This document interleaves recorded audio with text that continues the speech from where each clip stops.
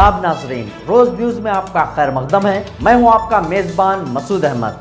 آئیے جلدی سے دیکھتے ہیں آج کی سپیڈ روز نیوز۔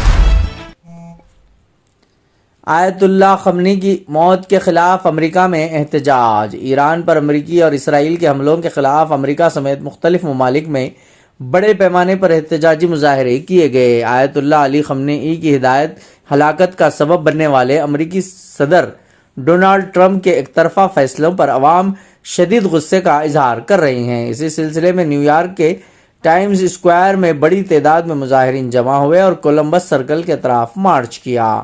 مظاہرین نے امریکہ اور اسرائیل کی حکومتوں کے مبینہ جارحانہ اقدامات کے خلاف زوردار نعرے بازی کرتے ہوئے اپنا احتجاج درج کروایا۔ بیورو رپورٹ، روز نیوز۔ جونم فدا. چرا میگی مرگ بر اسرائیل؟ هنوزه گوش بده به روایت امام باقر ما در کامل الزیارات. ابی عبدالله ما رو یهودیا کشتن، پشت ماجرا این خبیثا بودن. یزید سگ کیه؟ زینب زمینش بزنه. زینب یهود و زمین زد.